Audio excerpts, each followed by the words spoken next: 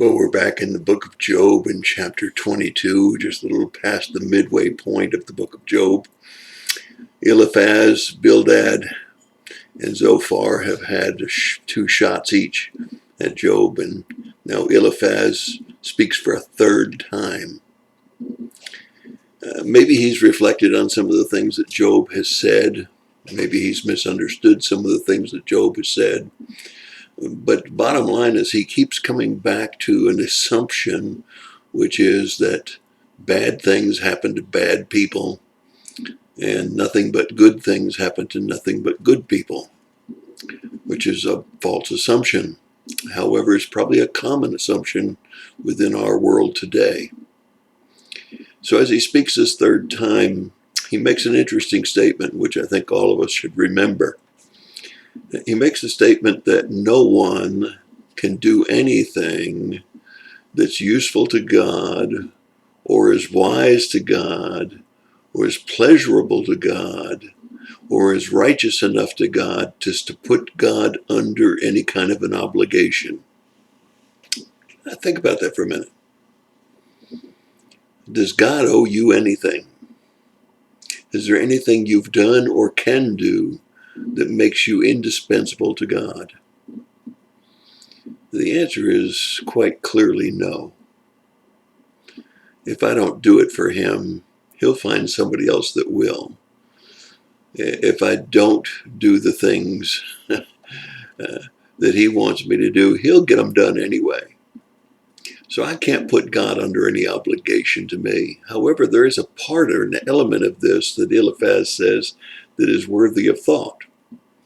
And that is there anything that we do or can do or any righteousness that we have which is pleasing to him? And the answer is clearly yes. As a matter of fact, when we go back and look at the beginning of Job, we find God saying to Satan, "Have you considered my servant Job? He's so faithful. He's such a good man." So the answer obviously is yes. He does appreciate those that glorify him and that do live righteous lives. Again, Eliphaz has this false conception that nothing that happens evil to people is without justification of iniquity or of sin.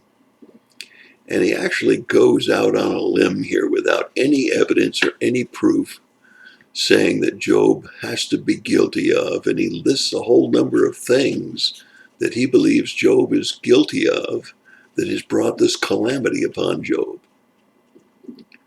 It's very, very dangerous to talk about people and to make judgments about people without any evidence. That doesn't mean that we can't evaluate the fruits of their lives, or we can't call someone down because they've lied or because they've made a deception deliberately. But we better be careful that we don't slander anyone with false accusations and false conceptions of what we think they're doing. Now, as you get towards the end of this particular chapter, chapter 22, you'll find that Eliphaz makes some good advice for someone who is caught up in sin. He talks about yielding to God. He talks about returning to God. He talks about talking to God. He makes some real good commissions of statement of theology that are solid and good and righteous for those that are in the midst of sin. That's not Job's case. Not that Job's not a sinner, but that he is not getting this punishment according to sin. But it is good to know the things that people should do when they're caught up in sin. And Eliphaz seems to know those things. And he makes some pretty good, sound statements about those things. So how do we apply today's lesson? When you read chapter 22 for yourself, think about it. Are you indispensable to God? Have you acted like you're indispensable to God? Have you thought in your own mind and your head puffed up with pride that you're a blessing to God? That God can't do without you and that he's got to extend your days because you're doing such a great job. God clearly tells us in the scriptures that pride comes before the fall. None of us are indispensable. None of us are so wise that God is under any obligation to us. The second thing that I think we need to be sure of, that we don't reprove people and judge people without evidence, without proof that they have done something that might be bringing sin into their lives and therefore God's condemnation upon them, some kind of a problem because of. Certainly we know lots of scriptures that talk about your sin will be found out. That which is done in the dark will be brought to light. That which is kept silent will be shouted from the rooftops. We know that all of those scriptures exist. But we got to be careful that we don't slander. We got to be careful that there's true evidence. And I think that God keeps reminding me that whatever we have to say to a brother ought to be said in love. It ought to be said for the purpose of building back instead of tearing down. Return to the Almighty.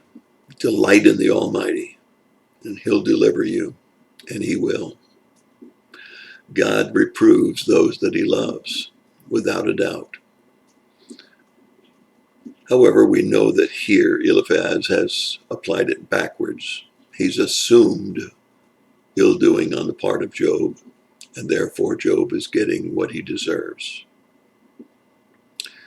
I think it's very, very important for us to remember that we need to learn how to take God's reproof and his correction and apply it to our lives. At the same time, we need to be careful that we don't slander when we make accusations against others. And that's my thought for the day. God bless you and have a great day.